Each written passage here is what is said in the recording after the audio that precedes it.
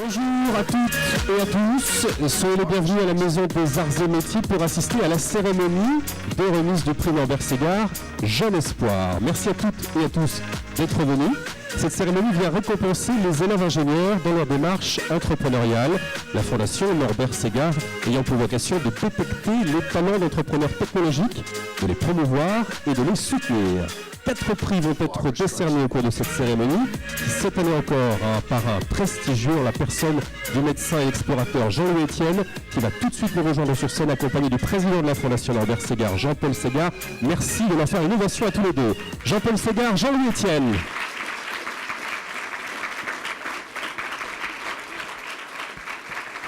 Messieurs, bonsoir. Bonsoir. Alors Jean-Louis Etienne, merci d'être des nôtres. Aujourd'hui, on est ravis. Dites-nous d'un mot pourquoi vous avez accepté de présider cette cérémonie exactement. Alors vous avez mentionné effectivement que je suis médecin, explorateur. Je suis un ingénieur contrarié. J'adore la technologie et toutes mes expéditions, si vous voulez, reposent sur une innovation technologique. Donc quand on m'a proposé de parrainer, j'ai tout de suite accepté avec grand plaisir. Parfait. Jean-Paul Ségard, est-ce que vous aussi prenez le micro, vous pouvez nous rappeler en quelques buts le principe et le but de votre fondation? On vous écoute. Le micro est ouvert. Vous avez votre photo, vous pouvez y aller. C'est pas ma photo, hein. Celle de Norbert Ségard. Donc, parlez bien près du micro, Jean-Paul, qu'on vous entende bien. oui, donc mon père, scientifique, entrepreneur et homme d'État, s'est mobilisé toute sa vie pour la formation des ingénieurs, la recherche scientifique et la mise en œuvre d'une nouvelle industrie. La Fondation Norbert Ségard soutient la jeunesse scientifique, celle qui a pour ambition de créer l'industrie technologique indispensable au développement de notre pays. Cette industrie technologique, porteuse d'innovation, de compétitivité, de nouveaux produits et de nouveaux marchés, mais aussi porteuse d'espérance, de confiance en l'avenir et de perspectives d'emploi encourageantes. Merci beaucoup Jean-Paul Ségard, merci Jean-Louis Etienne, restez à mes côtés. Et puisque maintenant, pour nous en dire un petit peu plus sur ce prix Norbert Ségard Jeune Espoir, eh bien j'invite sur scène Maurice Scott et Jean-Jacques Bois, tous les deux respectivement administrateurs de la Fondation Norbert Ségard. Merci de les applaudir également.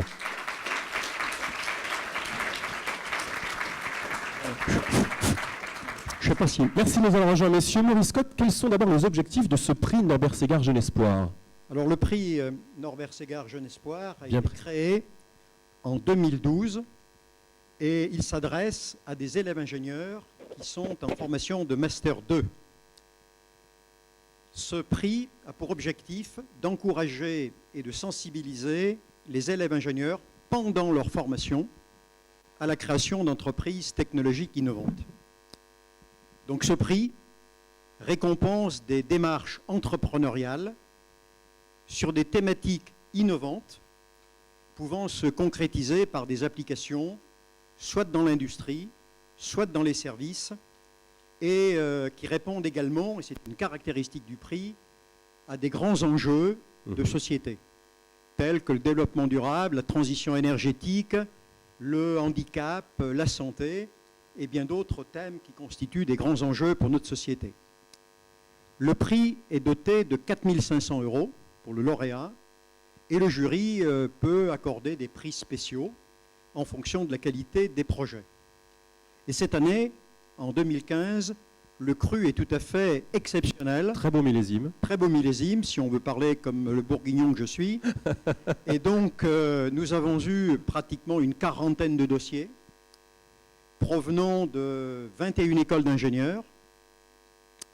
Nous en avons sélectionné 10 pour une présentation devant le jury à Lille début février, et le jury a décidé de primer 4 porteurs de projets qui vont être aujourd'hui récompensés. Parfait, merci Maurice Scott. Passez votre micro à Jean-Jacques Bois. Juste une petite question, vous Jean-Jacques, vous avez été le premier lauréat du prix Norbert Ségard. Racontez-nous comment vous avez mis en place le prix dans une école d'ingénieurs, c'est l'INSA de Toulouse. Eh bien, j'ai eu la chance d'être le premier lauréat avec Marc Bouvreau du prix ingénieur créateur, dont vous aurez la remise tout à l'heure. Parlez bien près du micro.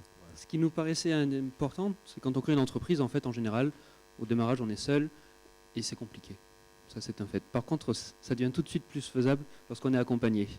Donc l'idée, c'était de dire, ce prix Jeune Espoir qu'a initié la Fondation, à destination des jeunes ingénieurs en cours de formation, il faut les accompagner financièrement, mais également aussi dans leur démarche de progression par rapport à leur projet. Et un des éléments forts de cette mise en place-là, c'est de trouver des relais locaux.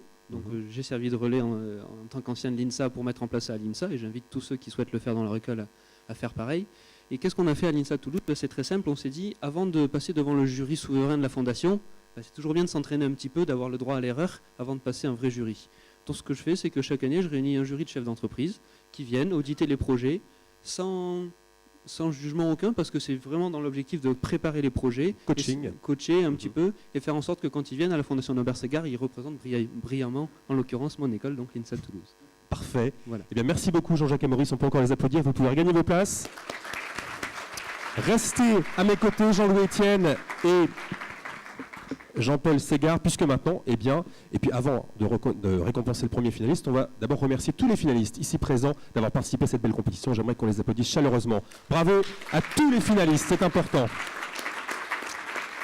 Allez, le moment est venu de récompenser les 4 lauréats du prix Norbert Ségard Jeune Espoir. Et sans plus attendre, on va commencer par remettre le prix Norbert Ségard Jeune Espoir, catégorie technologie et santé, Et pour remettre ce prix, j'invite sur scène Thibaut Chary de l'X-Mine de Paris, parrain et ancien lauréat. Thibaut Chary, merci de l'applaudir. Bonsoir Thibaut. Je vous tends le micro et je vais vous tendre également cette enveloppe, car c'est à vous qu'on revient l'honneur de nous annoncer le nom du lauréat catégorie technologie et santé. Je vous laisse ouvrir l'enveloppe. Prix Norbert Ségard Jeune Espoir, catégorie technologie et santé. Alors, le lauréat du prix, c'est Smart Smoking et Alexandre Chek. Alexandre Chek nous rejoint sur scène pour le projet Smart Smoking.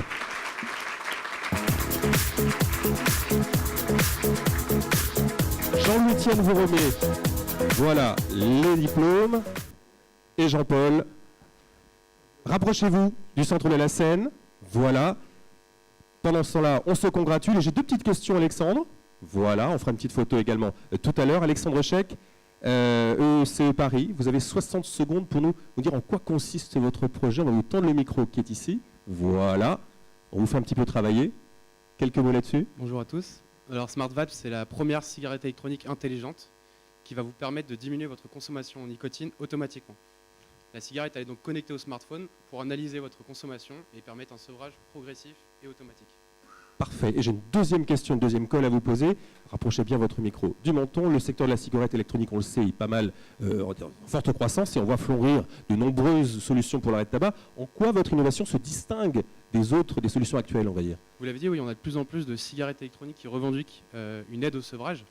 Nous, on se base en fait sur un double réservoir, l'un contenant de la nicotine, l'autre sans nicotine.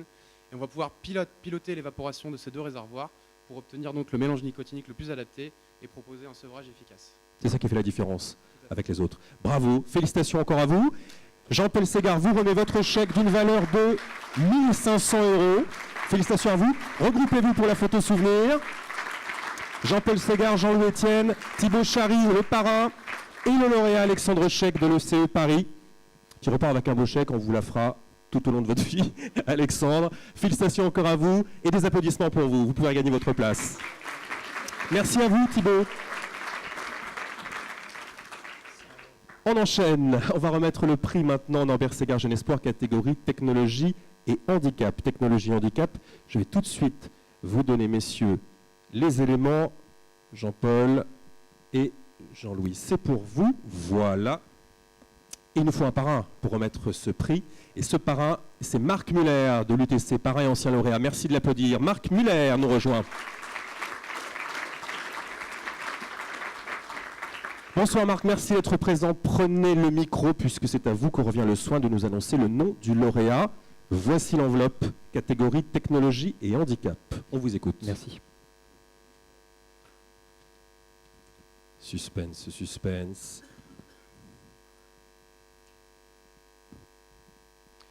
Le lauréat du prix Norbert Ségard Jeune Espoir en catégorie technologie et handicap est Mélanie Alain pour le projet Vision Vocale.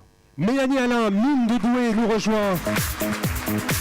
Mélanie Alain, lauréat du prix Norbert Ségard Jeunesse Sport catégorie technologie et handicap avec son équipe. Félicitations à vous. Tendez le micro à Mélanie, j'aimerais qu'on l'entende. Mélanie, voilà, mettez-vous bien qu'on vous voit tous avec votre équipe Jean-Louis Etienne. Mélanie Alain, 2 petites questions, même punition pour vous. Présentez-nous votre projet en moins d'1 minute. Alors, notre projet Vision Vocale consiste en fait dans le développement d'une application smartphone qui permet de donner des indications de manière vocale à des personnes qui ont un handicap visuel. Donc, elle leur permet de donner des informations sur la disposition intérieure d'un bâtiment public. Parfait. J'ai une deuxième question, Mélanie. J'imagine que ce soir, vous avez un petit message à l'attention des autres élèves ingénieurs filles. Il faut qu'elles osent se lancer dans l'aventure, n'est-ce pas ? Oui, en effet, on voit très peu de filles aujourd'hui dans ce genre de concours et très peu de filles qui se lancent dans l'innovation. Ce que je trouve dommage, c'est pourquoi je fais aussi partie d'une association qui encourage les jeunes ingénieurs filles à se lancer dans l'aventure. Eh bien, parfait. On applaudit ce message, on applaudit ce prix. Regroupez-vous pour la photo souvenir. La photo souvenir aux côtés de Jean-Louis Etienne et Jean-Paul Ségard qui vous remet votre chèque d'une valeur de 1 500 €. Voilà. Regardez bien notre photographe pour immortaliser ce moment. Pour le prix Norbert Ségard Jeunesse Sport, catégorie de technologie handicap, Mélanie Alain et toute son équipe. Bravo à vous. On vous invite à regagner la salle sous vos applaudissements du public, bien évidemment. Troisième lauréat maintenant, messieurs. Monsieur le Président Etienne, Monsieur Ségard. Il est temps de décerner le prix Norbert Ségard Jeunesse Sport, catégorie technologie et art. Technologie et art. Et pour remettre ce prix, j'invite sur scène Sébastien Dumay de l'ICEN Lille. Sébastien, parrain et lauréat, merci de l'applaudir.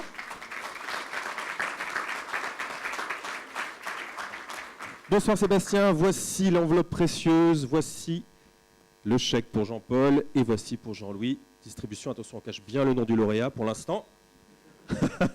En n'allant pas tout dévoiler, ce serait ballot. Sébastien, on vous écoute, nous sommes pendus à vos lèvres. Alors, le lauréat du prix Technologie et Art, c'est Yann Cherdo pour Synergie Lutry. Yann Cherdo, Synergie Lutry, prix Norbert Ségard Jeunesse Sport, catégorie Technologie et Art. Félicitations à vous Yann.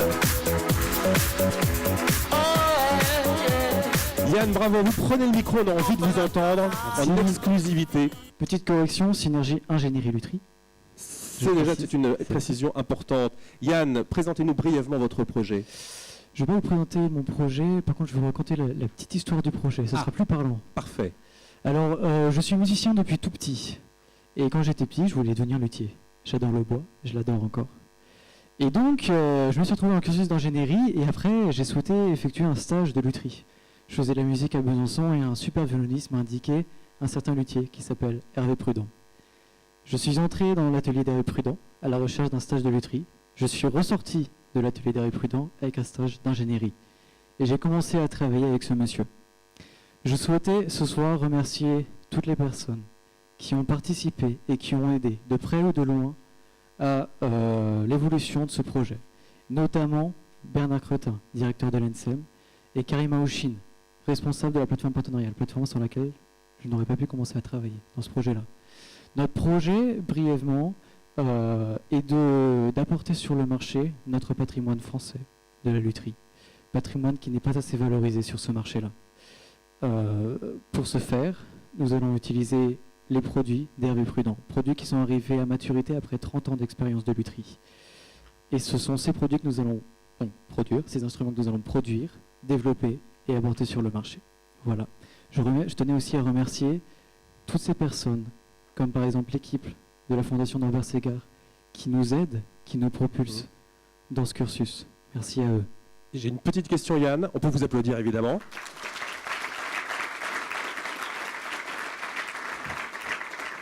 Question toute simple, justement, pourquoi avoir concouru et surtout quel conseil vous donneriez à un jeune ingénieur pour se lancer dans cette aventure, comme vous, aujourd'hui? Il faut y croire. Quand on se lance dans quelque chose, il faut que ça vienne des tripes. Il ne faut pas que ça vienne d'autre part. Sinon, ça ne marchera pas. Mais par contre, une fois qu'on y est, c'est le paradis. Parfait. Eh bien, on vous applaudit une nouvelle fois. Merci pour cette intervention.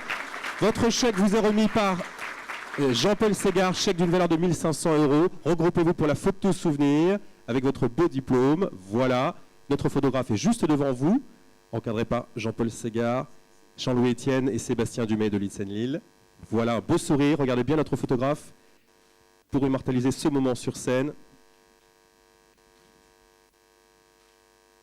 Et les applaudissements du public. Merci. Bravo encore à vous, Yann Cherdeau.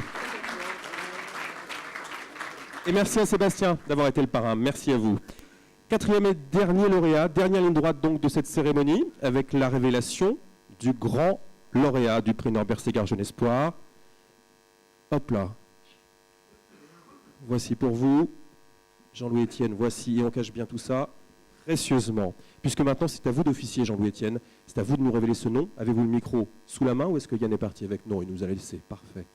Jean-Louis Etienne, à vous de nous annoncer le nom du grand lauréat du prix Norbert Ségard Jeune Espoir 2015. Absolument. Voilà. Vous êtes prêts? Ah, attendez, j'avais une petite enveloppe pour vous, c'est encore mieux. Regardez, on va pas tricher, hein. Voilà. J'espère que c'est plus officiel. Suspense, suspense. Jean-Louis Etienne va donc annoncer le nom du grand lauréat du prix Norbert Ségard Jeune Espoir 2015. Un très bon cru, nous disait-on tout à l'heure. Le lauréat est Romain Duflot, Motodisplay. Romain Duflot, Motodisplay, c'est l'UQAM Toulouse qui est récompensé.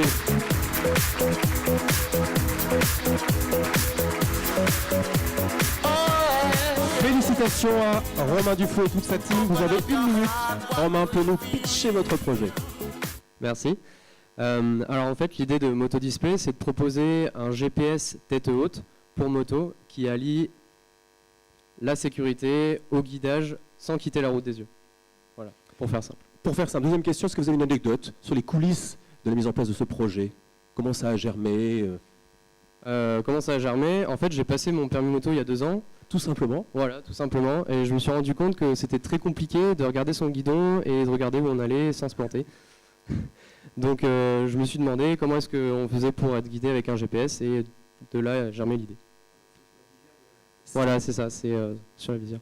C'est sur le casque, hein, c'est ça? Donc ici, vous avez un petit rendu. Voilà, ça se matérialise de cette façon, regardez. Super, super idée, très ingénieuse. Encore bravo à vous, Romain Duflot, à toute votre équipe. Jean-Louis Etienne vous remet vos diplômes. Jean-Paul Ségard, votre chèque d'une valeur de 3 000 €. Regroupez-vous, messieurs, pour la photo souvenir. L'équipe de Romain Duflot pour Motodisplay, lauréat du prix Norbert Ségard Jeune Espoir 2015, grand lauréat de ce prix, millésime 2015, entouré de Jean-Louis Etienne, notre président pour cette cérémonie, et Jean-Paul Ségard. C'est bon, encore un tonnerre d'applaudissements pour vous. Merci et bravo messieurs pour cette belle innovation. Vous pouvez regagner vos places. Oui, un petit mot.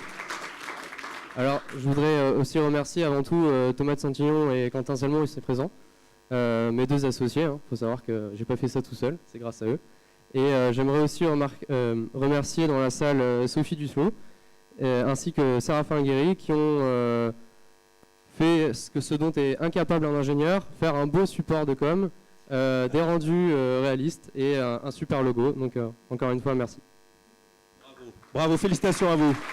Vous pouvez regagner la salle, voilà, un petit... Voilà, parfait. Merci, encore bravo messieurs. Alors maintenant, je vais garder Jean-Louis Etienne.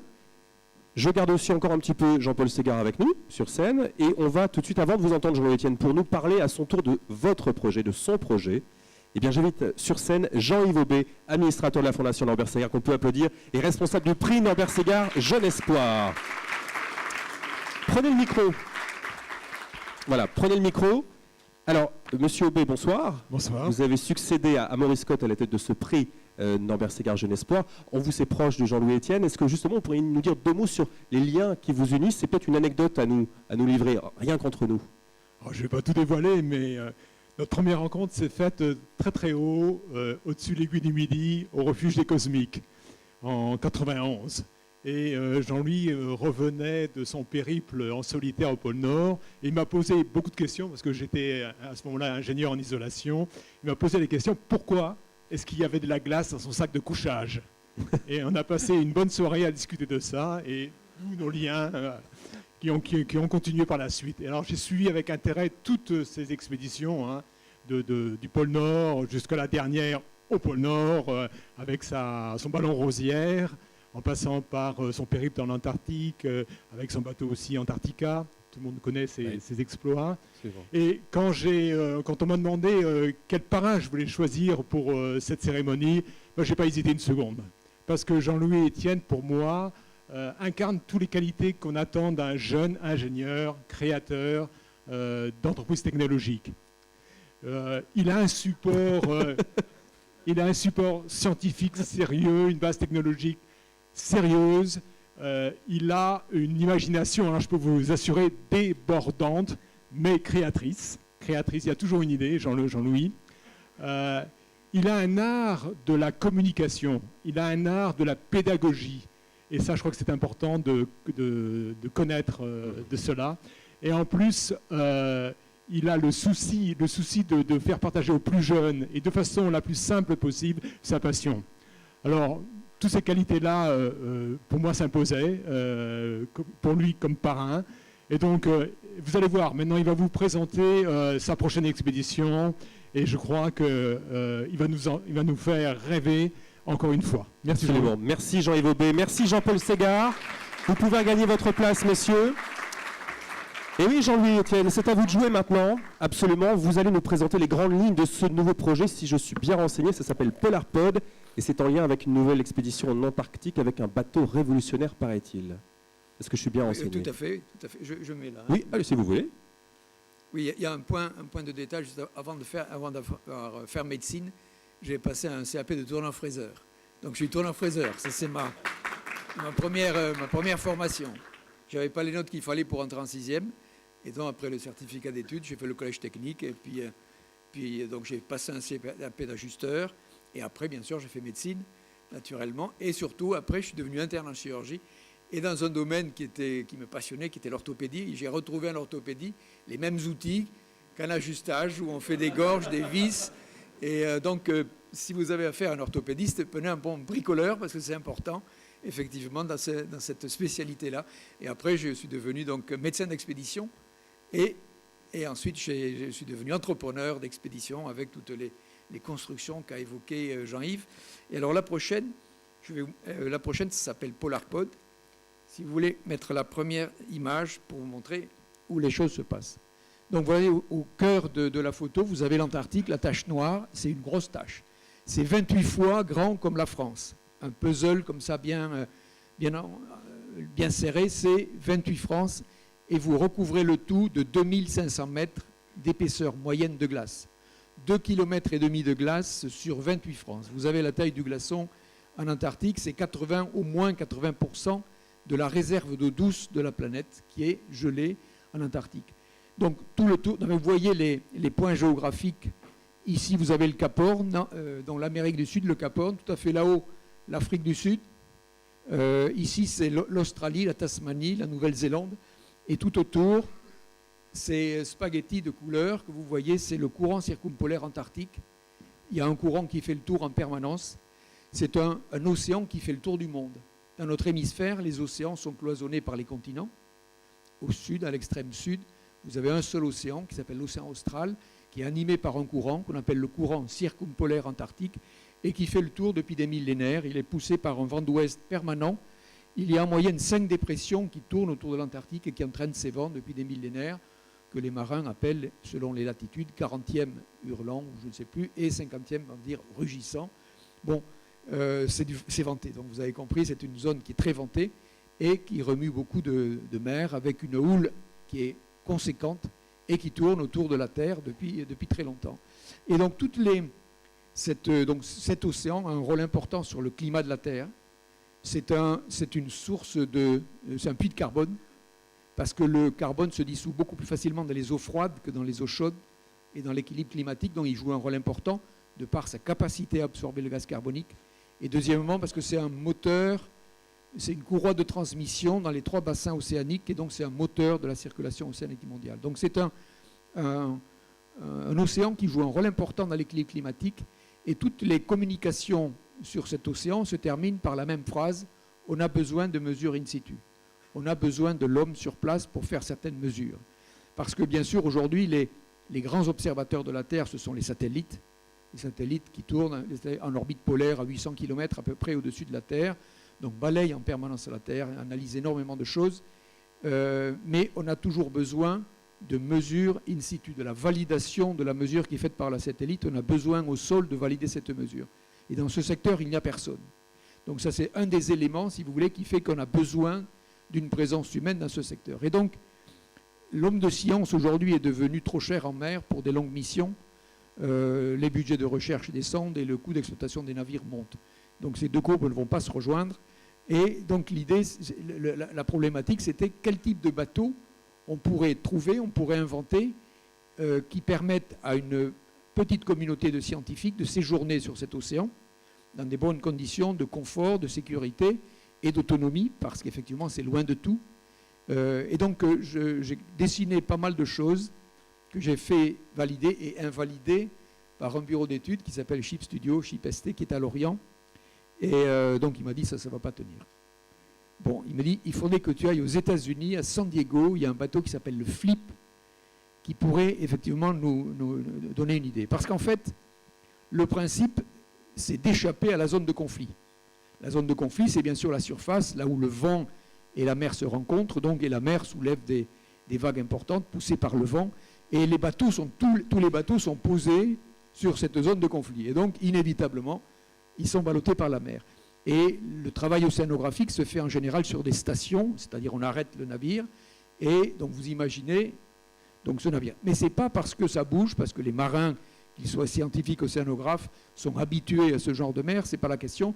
C'est que ces grands bateaux qui vont là-bas consomment beaucoup, coûtent cher. Un navire comme le Marion Dufresne consomme à peu près 1 tonne de fuel à l'heure, et il coûte à peu près en exploitation aujourd'hui 55 000 € par jour.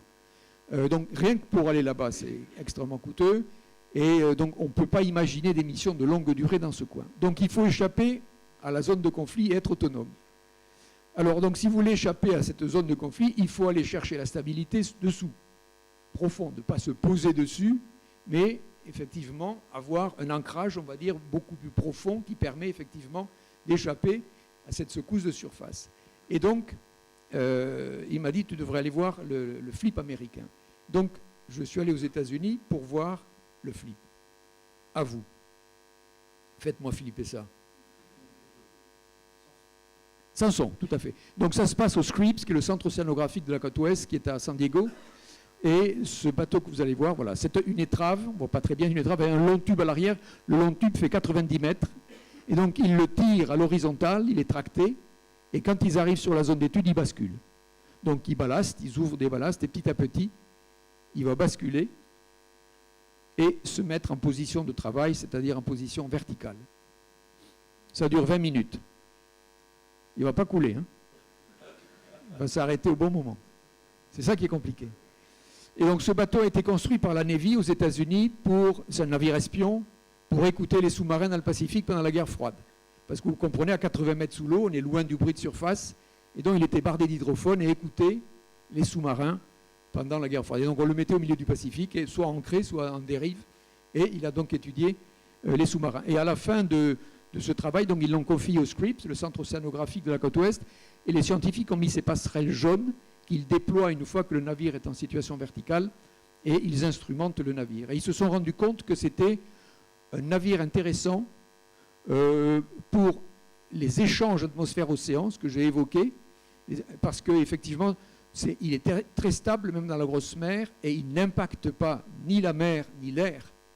Aujourd'hui, le Marion Dufresne, par exemple, le fait beaucoup, les mesures des échanges atmosphère-océan, sur les trajets qu'ils font entre La Réunion et Kerguelen. Et il y a toujours à bord un ingénieur qui mesure l'impact du mouvement du bateau sur l'air et sur la mer. Donc la mesure est biaisée. Et donc avec le Flip, ils ont fait ces mesures, elles sont d'une grande précision, et il y a un biais de 2 à 3 entre les mesures qui sont faites précisément avec cet appareil et celles sur les bateaux. Donc c'est un outil qui est vraiment adapté pour faire ce genre de mesures. Alors, partant sur ce principe-là, nous avons fait le PolarPod. Donc à la place du tube plein, on a mis un treillis qui est beaucoup plus poreux, qui laisse passer effectivement les vagues, et la partie habitation, elle est là-haut. Il y a 4 étages, un étage de matériel, un étage labo et 2 étages d'habitation, et la passerelle. Donc on va reprendre le même principe, c'est-à-dire on va le tracter à l'horizontale. Il y aura plus de vagues certainement, mais c'est très bien fait. Donc, et une fois qu'on arrive sur zone, on ballaste et petit à petit, il va basculer. Voilà. Alors ça, c'est la partie assez délicate. Il n'y a pas qu'un ballast au fond, il y a plusieurs ballasts entre le haut et le bas. Il y a tout un protocole de ballastage qui permet d'aller doucement et effectivement de faire en sorte qu'il ne vrille pas. Donc c'est une opération délicate, enfin qui est assez maîtrisée sur là. Alors ça, c'est un AUV, c'est pas un missile, hein, c'est un AUV. Ce sont les sous-marins autonomes avec lesquels aujourd'hui on fait de l'océanographie. Et donc ça va être un hub, le PolarPod, à partir duquel on va pouvoir lancer des drones de toutes sortes. Donc il y a 3 éoliennes, en fait il y en aura 4. On est autonome en électricité, autonome en énergie, et notre moteur principal, c'est le courant. Donc cette mission, j'aurais souhaité qu'elle parte plus tôt, mais la partie la plus délicate, entre autres, c'est le financement, c'est comme d'habitude. Trouver les financements. Et alors on me dit, en ce moment avec la crise, c'était plus compliqué. Non, ça a toujours été compliqué. Et c'est toujours difficile. C'est une étape intéressante en même temps, la recherche de financement, parce que je m'adresse aux jeunes ingénieurs ou même aux grands ingénieurs, si vous voulez, c'est la phase de maturation du projet en fait. Parce que pour arriver à convaincre et gagner la confiance, ça veut dire que vous avez vraiment fait le tour du sujet. Et quand il a atteint ce que j'appelle la masse critique, à un moment donné, le projet, il est compact, il est homogène, vous avez envisagé beaucoup de choses, donc il est totalement défendable. Et surtout, vous pouvez le résumer en quelques mots. C'est fondamental de pouvoir résumer un projet en quelques mots, ça veut dire que vous en avez appréhendé l'ensemble des constituants essentiels. J'ai été parrain d'une thèse, des thésards du Muséum d'histoire naturelle. Alors, encore les ingénieurs, j'arrive à lire les intitulés de thèse, mais alors du musée d'histoire naturelle, je ne sais pas si vous en avez regardé, c'est illisible. C'est étude de la 3e patte du scarabée doré, vous voyez des trucs extrêmement spécialisés. Et donc ils étaient 60 et à la fin, il y en a une dizaine qui viennent autour de moi et ils me disent, mais avec ça, on ne va pas trouver du boulot. J'ai dit, la 3e patte du scarabée doré, certainement pas. Mais ce qui est intéressant, j'ai dit d'abord, est-ce que vous avez fait l'effort de résumer à vos parents, à vos amis, à vos proches, ce sur quoi vous travaillez, avec des mots simples, et élargir le sujet, ou est-ce que ça s'inscrit dans la marche du monde? Est-ce que vous avez fait cet effort de simplification? Et en général, souvent, ils ne l'ont pas fait. Et c'est important parce que plus on essaye de faire simple, plus ça prend du temps. Ça prend énormément de temps de faire des choses simples. On me demande souvent de faire, vous ne pouvez pas nous faire 3 lignes là sur ce truc. Je dis, attendez, demandez-moi 3 pages, c'est plus simple. 3 lignes, c'est l'essence même du projet. Et donc, pour revenir au départ, la recherche de financement permet effectivement de nourrir le projet. Il ne faut certainement pas rester assis, enfin je sais que vous ne restez pas assis, mais sans arrêt, il faut lancer des perches. Moi j'ai tous les radars ouverts pour essayer de capter tout ce qu'il peut enrichir, mais ça va du boulon, ça va de la peinture, tout ce qui peut enrichir et qui va adapter le projet. Donc c'est sans arrêt, il faut le nourrir. Et c'est nourrissant, de temps en temps on vous répond, on peut vous offrir les 4 boulons, très bien. Et c'est des petites choses comme ça qui fait que le projet reste vivant. Il faut qu'il reste vivant en vous, c'est ce qui permet sans arrêt de tenir, parce que vous avez dû vous en rendre compte, il y a des moments de découragement, quoi. Personne n'y croit, puis il y a toujours les gars pour vous décourager, pour dire que ça ne va pas marcher, pour dire etc. Mais si vous avez quelque chose qui vous tient et que vous avez ce sentiment-là, qu'il y a un truc à faire avec ça, il faut tenir. Et la persévérance, c'est le maître mot. En fait, c'est ce qui vous permet de progresser, parce que vous avez pu vous rendre compte, on progresse par seuil. On a une idée, on a un truc, on avance, on découvre, on dit c'est génial, et puis tout d'un coup, on se rend compte qu'on n'est pas le seul, il y a de la concurrence, c'est plus compliqué que prévu, ça ne marche pas comme vous l'avez imaginé, et là, il faut tenir. Il y a un seuil à passer, c'est là qu'il faut enrichir le projet, trouver des nouvelles personnes, en parler, qui vont vous éclairer, hop, on change de palier et on reprogresse. Donc c'est les expéditions que je monte, en fait, c'est un travail d'entrepreneur d'une manière générale, c'est avoir une idée d'un produit et le faire mûrir et le rendre vendable, effectivement, de manière à ce qu'il puisse être accepté. Donc ce projet-là, je l'ai présenté beaucoup aux États-Unis. J'ai habité 2 ans donc, à San Diego pour travailler sur ce projet. J'ai reçu une aide extraordinaire des Américains dans la partie technologique. Ils nous ont donné tous les plans du flip après pour les ballastages. Donc c'était quelque chose qui a été très, très bénéfique. Il y a 3 sujets qui émergent, 3 sujets de recherche qui émergent. Échange atmosphère-océan. Donc vous avez compris que c'était quelque chose de très important et ce bateau est fait pour ça. Deuxièmement, l'acoustique. Acoustique passive, on va écouter. Et toutes les espèces aujourd'hui ont une signature sonore que l'on connaît. On connaît le bruit du krill, de l'éléphant de mer, de la baleine bleue. Et donc en écoutant, on va faire un inventaire. Et ce qui est intéressant, c'est qu'on fait un inventaire de jour, de nuit, quand il y a du brouillard, tout le temps. Donc c'est l'acoustique passive. Et il y a un programme d'acoustique active, c'est-à-dire épurer certains sons, réémettre des sons et voir si ça produit une rencontre, quelque chose autour de nous. Et le troisième sujet, je l'ai évoqué tout à l'heure, c'est la validation des mesures satellites. Donc là, j'ai des demandes de l'Agence spatiale européenne, de la NASA et d'un laboratoire australien, Curtin University, sur la couleur de l'océan. C'est un des éléments qui est demandé. La couleur de l'océan, si vous voulez, donne la richesse en phytoplancton, qui donne la richesse biologique de cet océan. Et dans ce secteur-là, il n'y a pas assez de missions pour valider effectivement ces mesures-là. Donc c'est un programme qui, je pense que j'ai trouvé les financements, je suis extrêmement prudent, ça fait longtemps, mais là je pense que j'ai trouvé l'entreprise là, qui est bien engagée, et nous sommes dans les discussions de contrat. Donc la construction, j'espère, commencera en octobre-novembre, le temps de réunir l'ensemble des matériaux, et pour un départ de mission janvier-février 2017. C'est ce que je souhaite. Voilà. Merci beaucoup Jean-Louis Etienne, on peut vous applaudir. Restez avec nous Jean-Louis.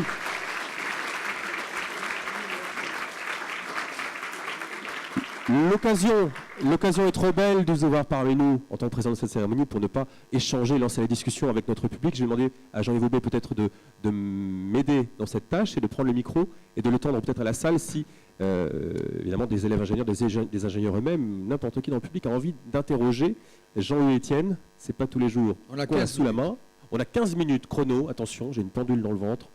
Bonjour, présentez-vous. Ce projet est strictement français ou il est déjà international avec les Américains? L'idée est totalement française avec l'aide des Américains. J'ai présenté le projet aux États-Unis, donc j'ai été invité au MIT, au Scripps, Georgia Tech, Caltech, plein d'universités qui m'ont envoyé des lettres d'intérêt et qui font partie du programme scientifique. Et c'est un programme scientifique international. Alors il y aura 7 personnes à bord. Il y a 3 marins, donc c'est un navire, que je vous dis, c'est un vrai navire, avec un pavillon, c'est un navire de charge de moins de 500 tonneaux, avec un équipage de 3 personnes, un commandant et 2 chefs de quart, et 4 ingénieurs ou techniciens qui vont faire de la mesure.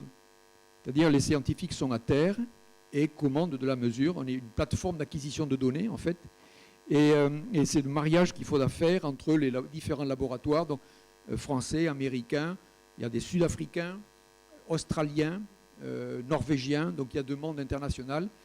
Et donc il va falloir harmoniser tout ça. C'est une partie compliquée. On a un comité scientifique qui commence à se lancer là-dessus. Mais il y aura un pavillon français sur le bateau. Vous serez 4 à bord, les conditions seront rudes?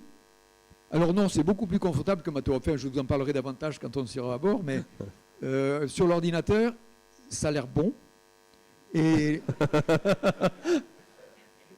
il y a un écueil à éviter, c'est que donc voilà le flotteur, on va dire, il a la ligne d'eau est au-dessus de l'étiquette. Alors, ce qu'il faut éviter, c'est qu'il entre en résonance avec la houle. Ça, oui. C'est le pire. Il pèse 800 tonnes en charge. Donc, si vous avez 800 tonnes qui commencent à danser avec la houle, vous voyez, vous ne savez pas où vous arrêter. Donc, il faut être en déphasage par rapport à la houle. La fréquence propre du PolarPod, c'est 60 secondes. Et la houle du sud, c'est entre 20, 21, 22 secondes. Donc on est déphasé par rapport à la houle. Ça, c'était un premier truc. Et deuxièmement, donc on a fait une maquette au 1,41e qui correspond à la taille du bassin Ifremer à Brest. Et on a fait des trains de vagues de 7 et 11 mètres. Et effectivement, donc on a un pilonnement très faible. Et il y a un petit mouvement de cavalement comme ça. Et qu'on peut corriger aujourd'hui par des flotteurs, des placements de volume avec la poussée d'Archimède. On peut arriver à... Donc, d'une manière générale, c'est beaucoup plus confortable qu'un bateau. Il y a des accélérations tout en haut à la passerelle de 0,3 G, entre 0,1 et 0,3 G sur des trains de vagues de 11 mètres. Donc, c'est tout à fait viable, quoi. Et donc, il y a eu des essais qui ont été faits, donc, je vous dis, au bassin des carènes de Ifremer à Brest. Et on a fait les derniers essais à l'école centrale de Nantes, où il y a un grand bassin, et un grand bassin qui est beaucoup plus large et qui permet de faire des houles croisées. Alors un bassin, imaginons qu'on soit dans le bassin, là, donc je ne sais pas si vous l'avez vu, le bassin d'essai, mais donc vous avez des espèces de palmes comme ça, tout le long et qui envoie ça. Donc on arrive à faire des vagues, des trains différents. On fait des houles croisées en marchant ici comme ça, faire des houles de 11 mètres et une petite ici qui pousse un peu. Donc on a des houles croisées parce que c'est la houle croisée qui est le plus délicat. Dans les convergences de houles, vous pouvez avoir ce qu'on appelle des vagues scélérates qui sont très chargées en énergie et qui peuvent être dangereuses pour la navigation. Donc on a fait pas mal de houles. Et d'une manière générale, l'ingénieur est tout à fait satisfait du comportement de la maquette dans toutes ces houles. Nouvelle question, nouvelle réaction dans la salle. N'hésitez pas à vous manifester. Oui, jeune homme, on vous tend le micro. Qui vous finance? Est-ce les universités ou les entreprises? La question du financement revient encore. Oui, mais elle est importante. Sur le tapis important. Alors, il y a deux sources de financement, on va dire. La construction et la logistique. Ça, ce sont des entreprises. Je cherche des sponsors. Je ne me mets pas en compétition, si vous voulez, avec la recherche. Moi, je suis transversal. Si vous voulez, j'ai la facilité, j'ai la liberté, on va dire, pas forcément, de pouvoir interroger, de faire des partenariats avec toutes les entreprises, si vous voulez, pour faire ces projets.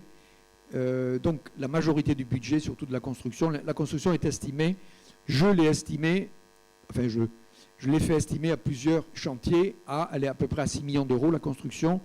Le partenaire, qui est un partenaire de l'industrie, m'a dit on va mettre 10, tant mieux. Et j'ai dit, moi, je réfléchis à un artisan tout le temps, si vous voulez.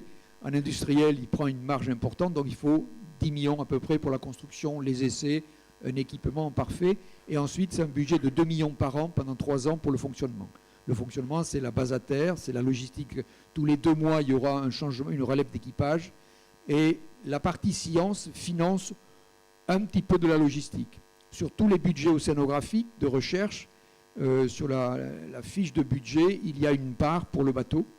Et donc, quand le chercheur va chercher son financement, il a sur son budget, effectivement, une part qui est affectée à sa place sur le bateau et à l'accès aux instruments. Mais la majorité, c'est privé. Très bien. Une nouvelle question dans la salle. Oui, au fond de la salle, bonjour. On vous écoute. Bonjour. Est-ce que la localisation de cet engin est susceptible d'être déplacée pour changer, par exemple, les points d'expérimentation, pour faire des mesures dans des fonds différents? Dans des fonds. Alors, on sera dans des fonds profonds, mais je comprends ce que vous voulez dire, on est manœuvrant. On est obligatoirement manœuvrant par rapport à la commission de sécurité et aussi par rapport à la nécessité de rester dans les bonnes veines de courant. Le courant circumpolaire n'est pas du tout homogène. Il y a des veines de courant rapides, il y a des veines de courant qui peuvent nous déporter. La force de Coriolis devrait nous porter vers le nord, si vous voulez. Donc il faut quand même qu'on reste dans notre intervalle de dérive. On va dériver entre 50 et 55 sud. C'est notre intervalle de latitude, entre 50 et 55. Et donc il faut qu'on reste dans cette zone-là.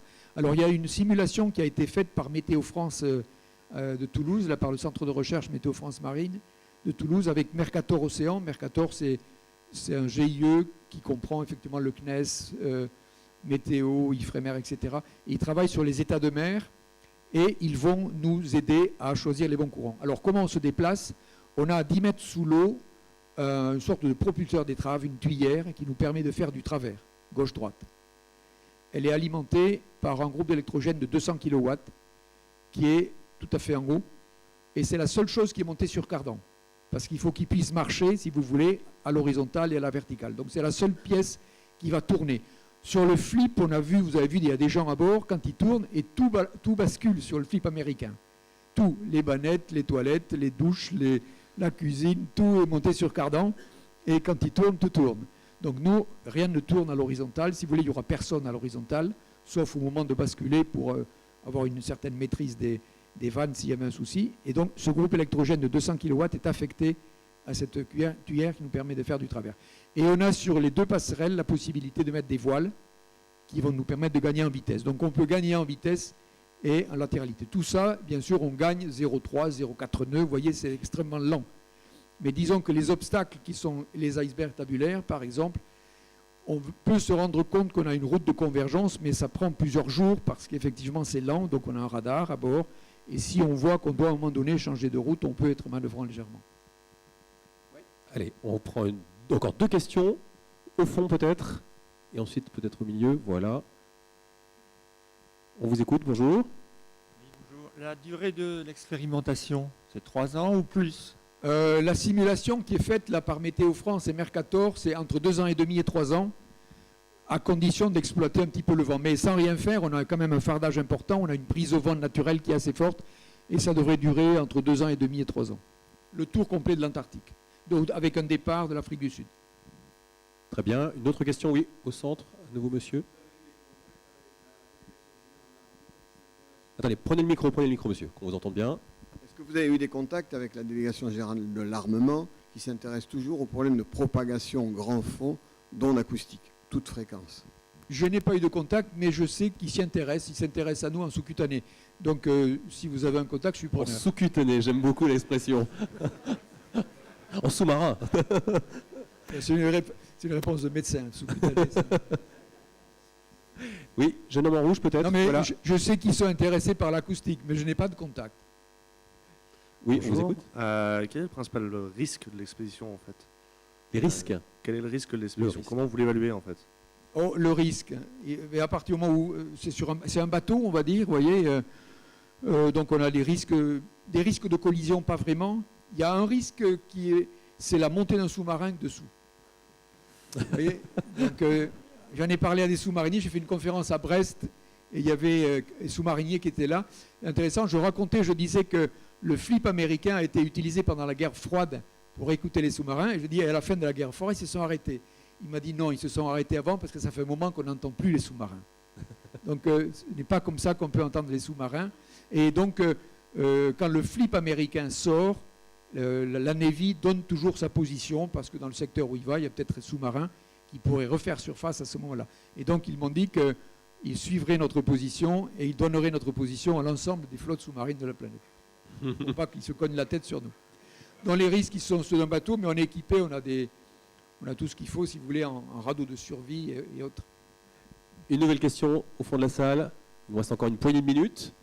Bonjour, on vous écoute. Merci, bonjour. Est-ce que vous en profiterez pour faire des profils de fonds marins, des lignes de sonde? Le Marion Dufresne en faisait pas mal en allant au Kerguelen, mais c'est une région très mal connue. Oui, il y a, bien sûr, parmi les choses, il y a les profils d'océan, effectivement.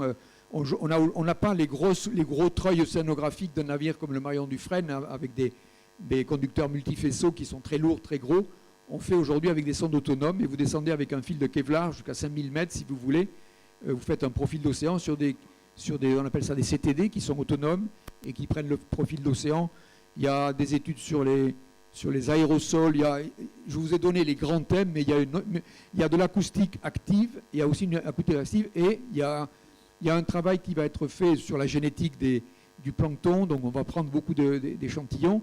Et il y a un autre truc, c'est qu'il y a un prof de Marie Curie donc, il m'a dit, mais pourquoi on n'essayerait pas de filmer le calamar géant?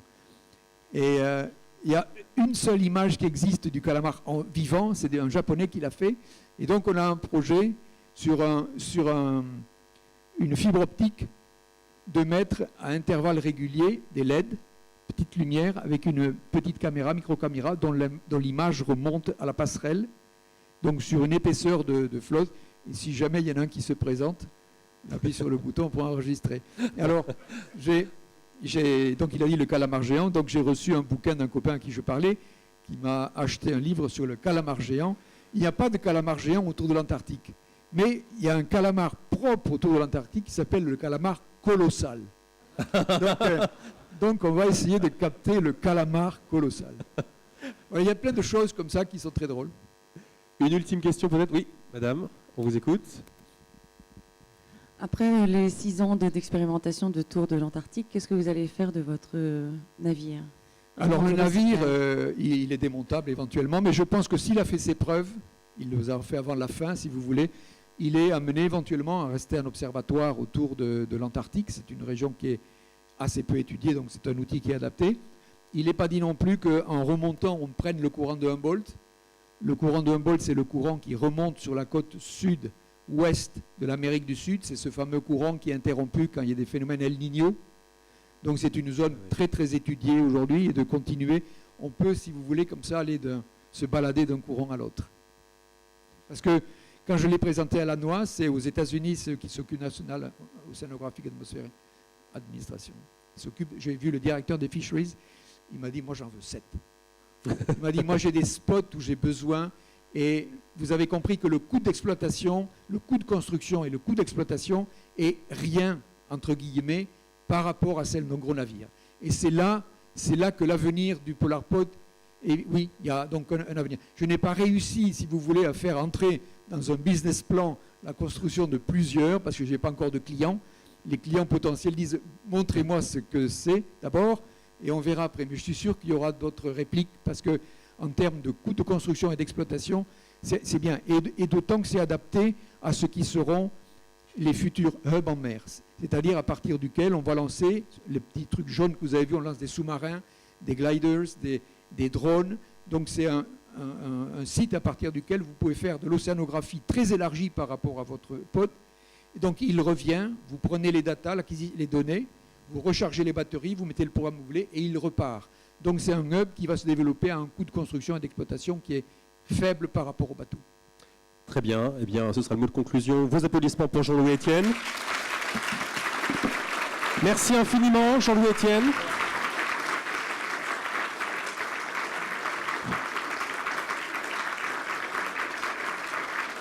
Merci de nous avoir dévoilé les contours de cette nouvelle expédition et d'avoir accepté de présider cette cérémonie. Juste avant de vous quitter, j'invite tous les lauréats et partenaires à nous rejoindre sur scène pour la photo de famille du prix Norbert Ségard Jeunesse Sport 2015. Et nous vous invitons toutes et tous à vous rendre au premier étage pour une collation. Et nous vous retrouvons dans 30 minutes précises, ici même dans cette salle, pour la remise du prix Norbert Ségard du jeune ingénieur créateur et du prix Marius Lavé, ingénieur et inventeur. Merci de votre attention et à tout à l'heure, 19h. Merci.